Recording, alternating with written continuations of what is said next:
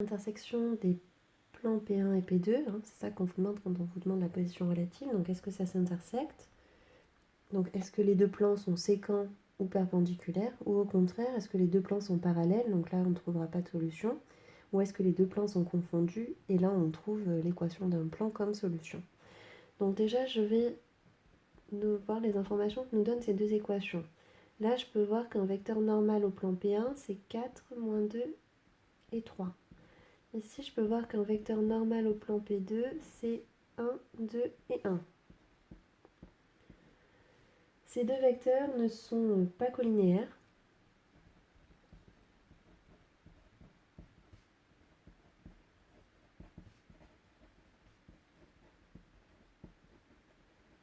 Donc, s'ils ne sont pas collinéaires, ça veut dire qu'ils n'ont pas la même direction. Donc, le plan P1 qui est dirigé par le vecteur N1 et le plan P2 qui est dirigé par le vecteur N2,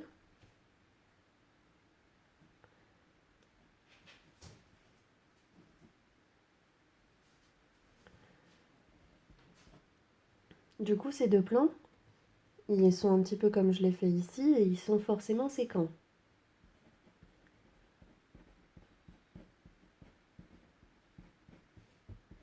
Et deux plans, je vous rappelle que quand ils sont séquents, c'est selon une droite.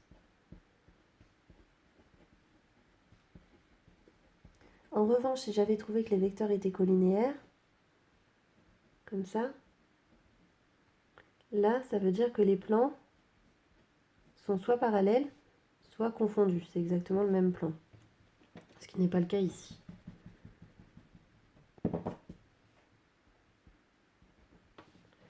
Pour pouvoir trouver la droite, on va devoir procéder ainsi.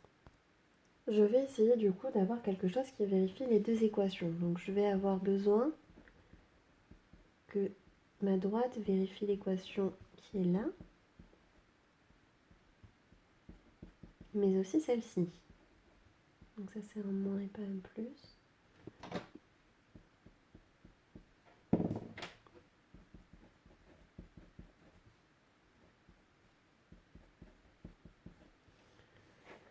Donc ça doit vérifier cette équation et celle-ci où je vais isoler x. Du coup, je vais pouvoir remplacer dans ma première équation x parce que je viens de trouver.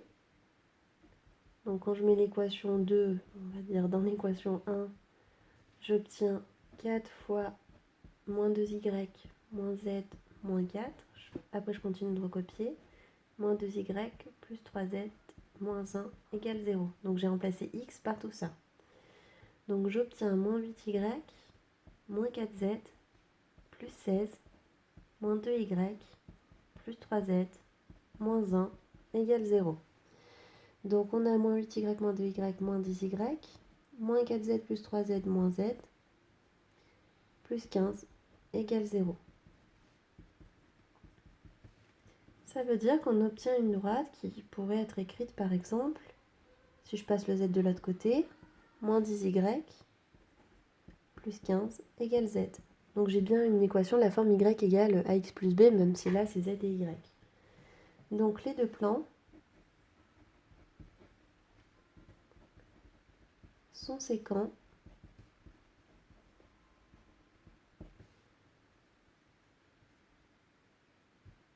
selon la droite d'équation, donc selon la droite D d'équation z égale moins 10y plus 15. Alors je pourrais me demander, d'ailleurs même avant, je pourrais me demander à chaque fois si ça coupe de manière perpendiculaire ou si c'est seulement séquent. Donc pour pouvoir faire ça, il faudrait calculer le produit scalaire entre n1 et n2. Donc ils ne sont pas orthogonaux. Parce que quand je calcule le produit scalaire des deux vecteurs n1 et n2, je ne trouve pas 0.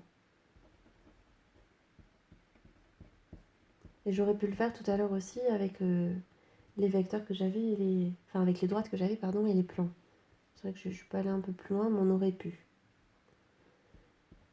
Donc N1 scalaire N2, ça fait 4 fois 1, plus moins 2 fois 2, plus 3 fois 1. Donc ça fait 4, moins 4, plus 3, ça fait 3. C'est différent de 0. Donc comme je trouve pas 0, ça veut dire que les deux vecteurs ne sont pas orthogonaux, donc les plans ne sont pas orthogonaux. Alors peut-être que je vais vous expliquer quand même comment on aurait fait tout à l'heure. Donc dans le cas par exemple de la méthode 5, on avait un plan et une droite. Le plan, j'ai trouvé que le plan et la droite étaient séquents. On va essayer de voir à quelles conditions est-ce que ça aurait été perpendiculaire.